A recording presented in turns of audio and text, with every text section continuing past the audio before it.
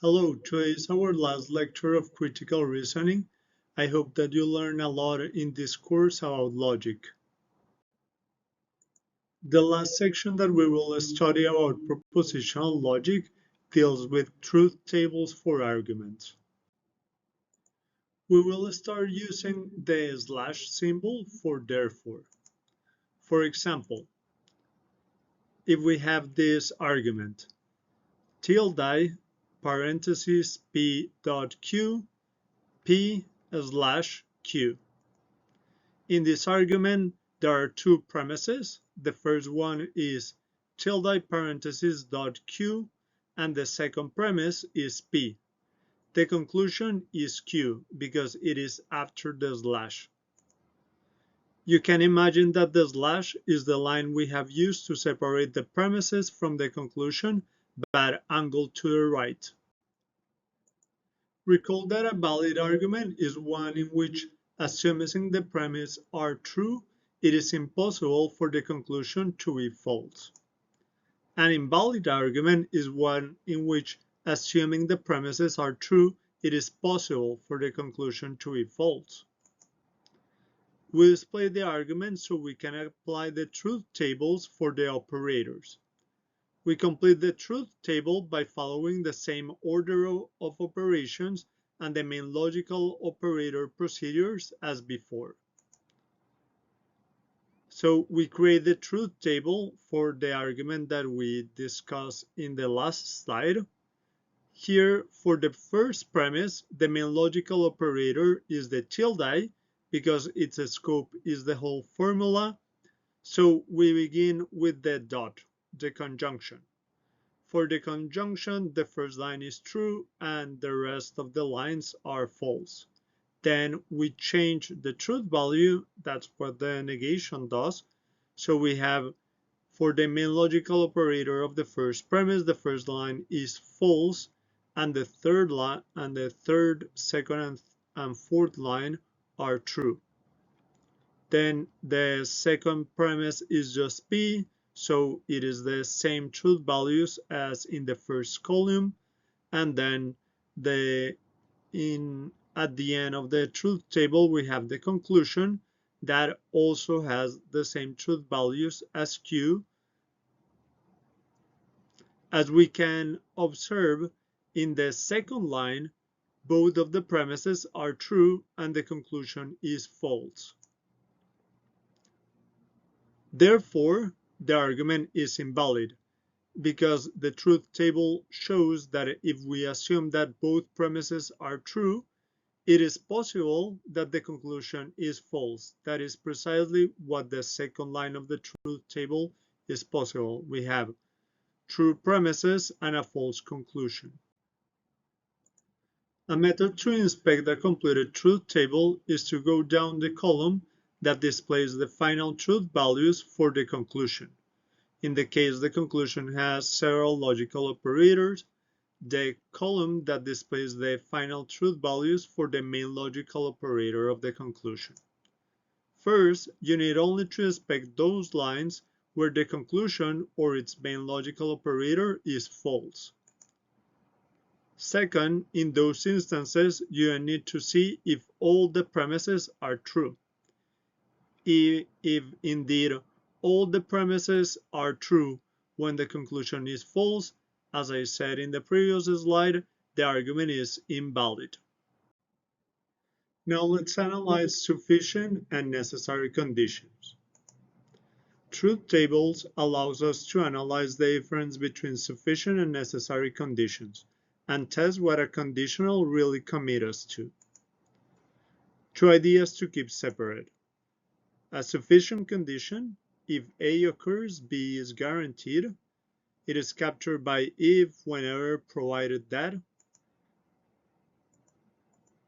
And a necessary condition: without A, B cannot occur. It is captured by only if, require, mandatory. So let's use the following example: the spinach and ice cream case. A parent says, if you eat your spinach, then you get ice cream. Suppose the child does not eat the spinach. Is the parent justified in withholding ice cream? Let S equals to its spinac and I equals to gets ice cream.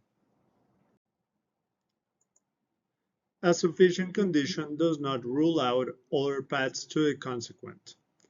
Let's understand why. We're going to express the sufficient condition that we mentioned as an argument. In this argument, the first premise is if you eat spinach, then you get ice cream. The second premise is you did not eat your spinach. Therefore, you do not get ice cream. How to translate this argument into symbolic form? Remember that we use the notation that we presented in the last slide. Using that notation, S, the first premise is translated as S horseshoe I. If you eat a spinach, then you get ice cream. The second premise, you did not eat your spinach, tilde S. And the conclusion, therefore, tilde I. You do not get ice cream. Now we're going to create a truth table for this argument. In the first two columns, we have the truth values of the simple statements. Then we have the truth values of the conditional, the first premise. So we apply our knowledge of the conditional, and that means that it is true in the first and the third and the fourth lines. It is only false in the second line where the antecedent is true and the consequent is false. The second premise, we just invert the truth values of the S.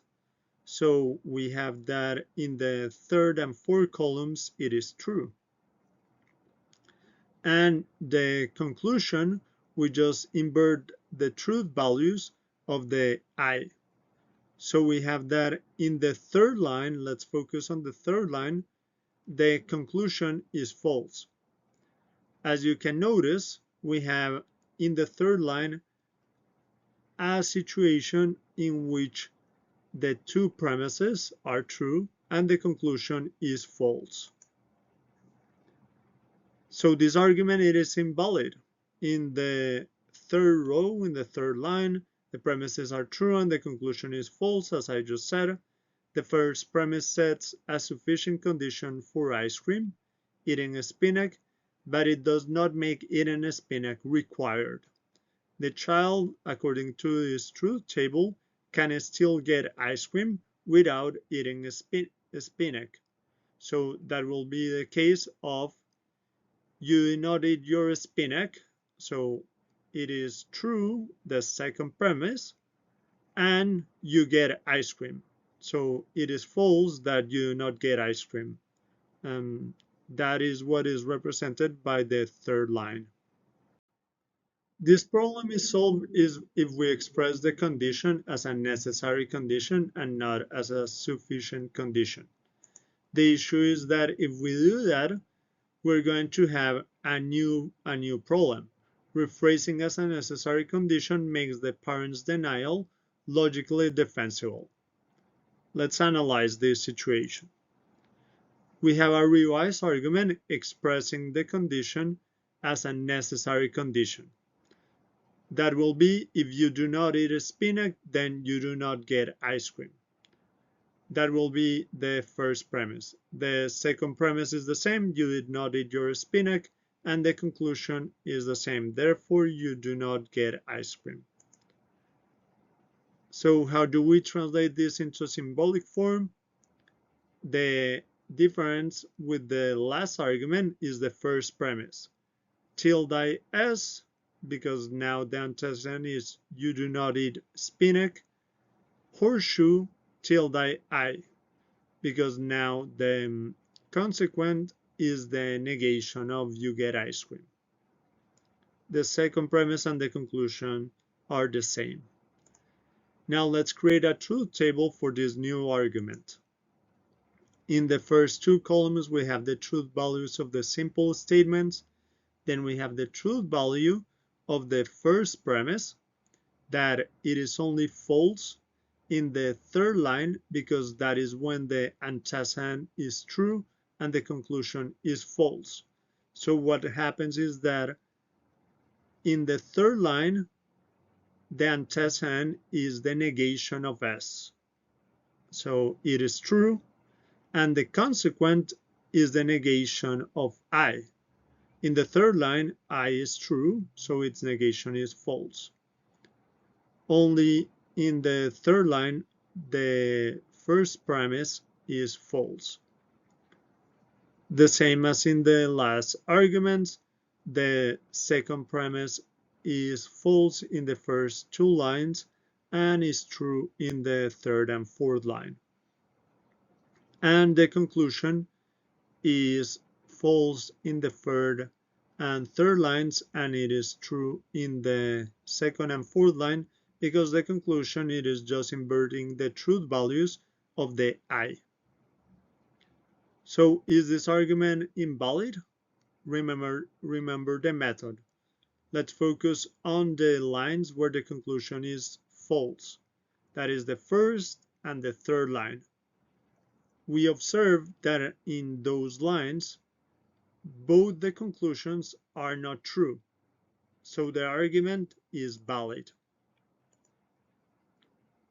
No row makes both premises true with the conclusion false. As I just said, in the first and in the third row, where the conclusion is false, only one of the premises is true. At least one of the other premises is false.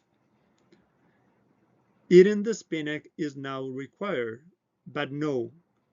Note, the child might still be denied ice cream even after eating it, since a sufficient condition has not been set.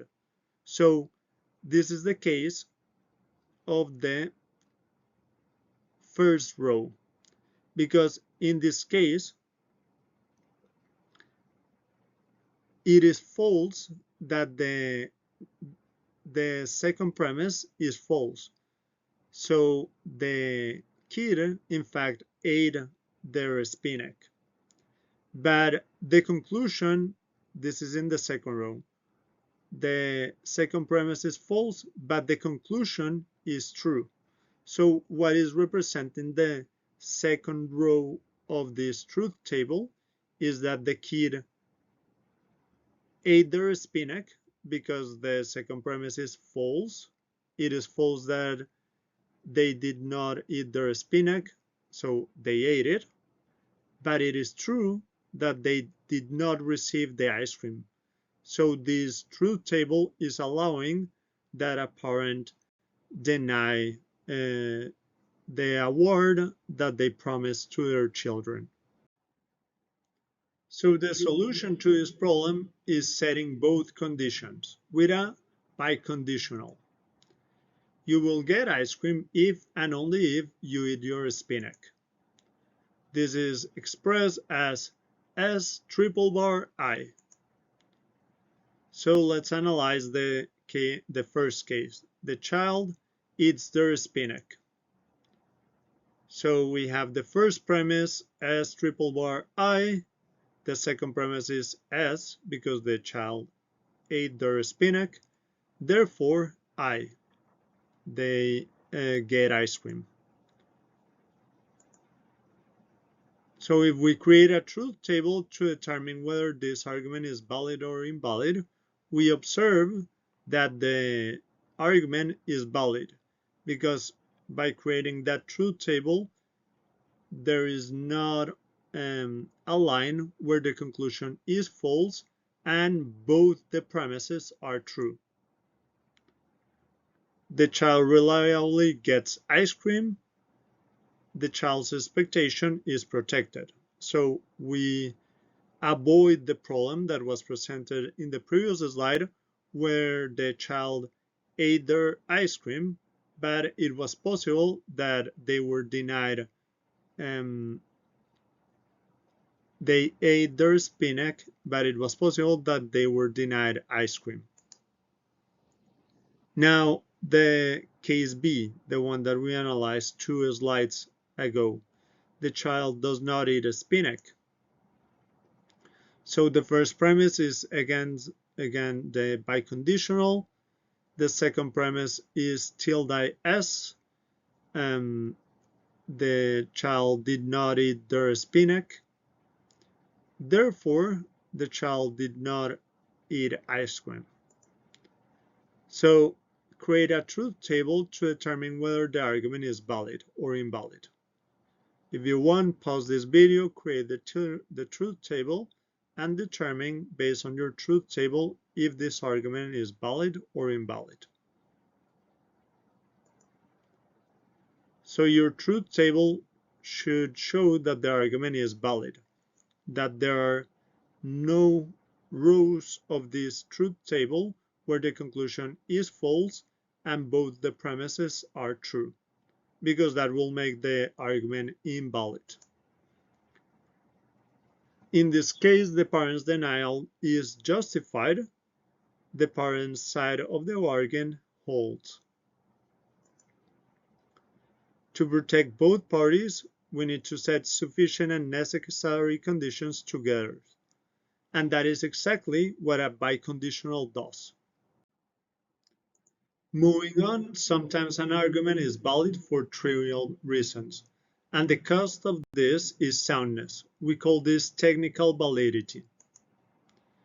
An argument is technically valid when no row of its truth table can give all true premises with a false conclusion, but only because of a quirk in the premises or conclusion, not because the premises genuinely support the conclusion. Recall, a sound argument must be valid and have all true premises. So a first case of technical validity is tautologious conclusion. The conclusion is logically true on every row, so no row can have all true premises and a false conclusion. It is valid, but the conclusion conveys no real information, so the argument is not really giving us new information. The second case is self-contradictory premise. A premise is logically false on every row, so the all premises true condition is never met. That premise will always be false, so the argument will always be valid because we cannot have a row where that premise is true and the conclusion is false. But the argument again is not sound because at least that premise is false always.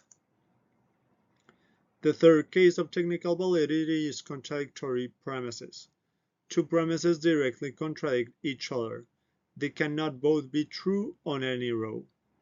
It is valid by default, but it is never sound, because in every row there is at least one premise that is false, since there are contradictory premises. But since at least one premise is always false, then the argument is not sound, because remember that an argument is sound when, besides being valid, it also has all true premises. The last case is inconsistent premises.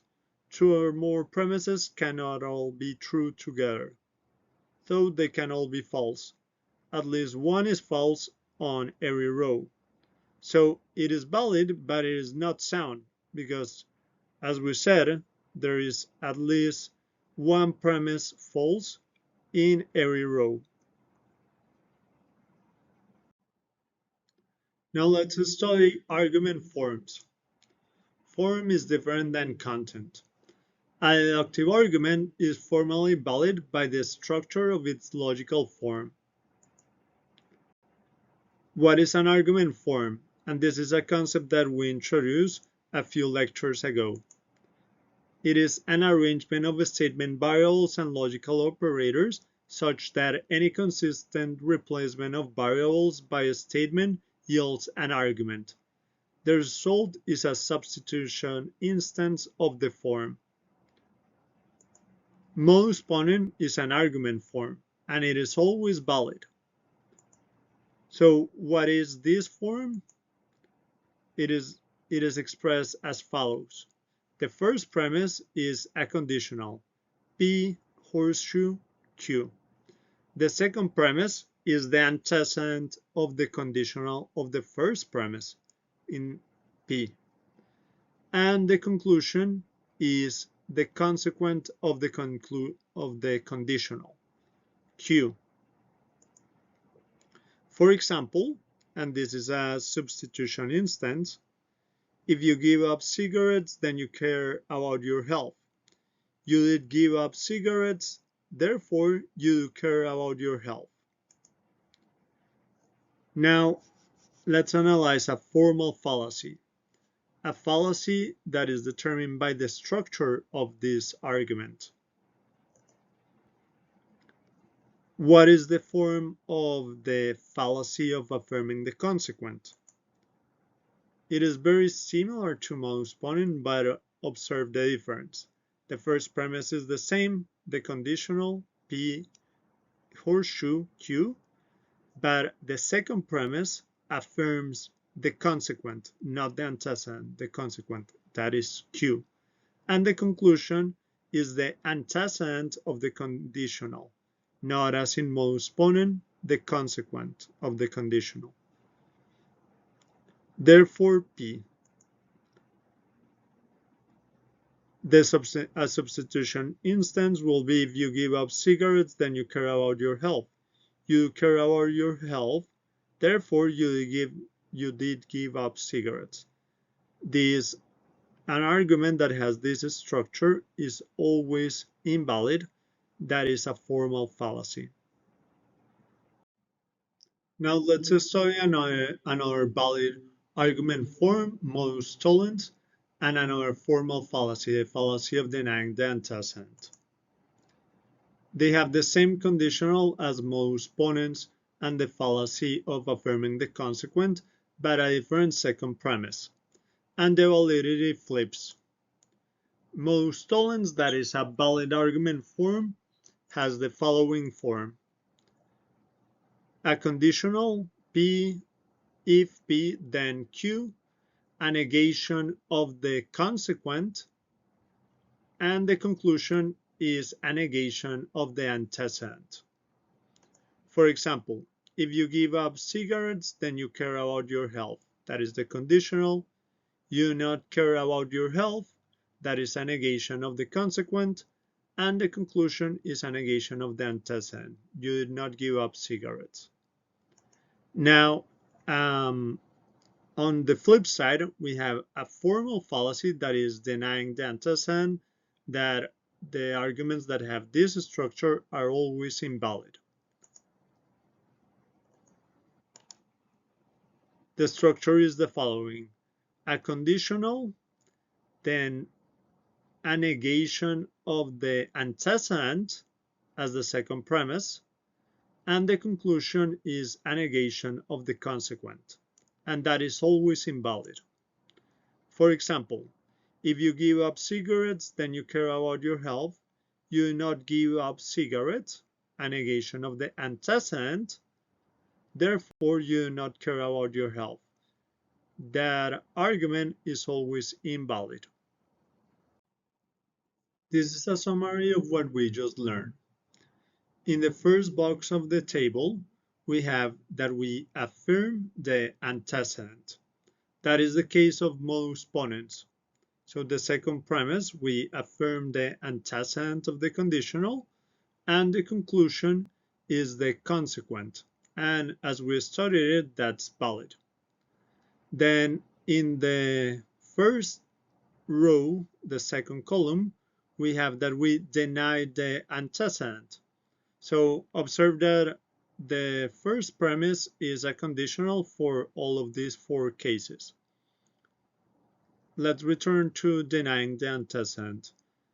We have the conditional, and then the second premise is a negation of the antecedent, and the conclusion is a negation of the consequent.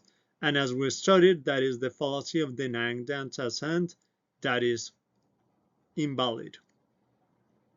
Then in the second row, if we affirm the consequent and the conclusion of that argument is the antecedent, that is invalid.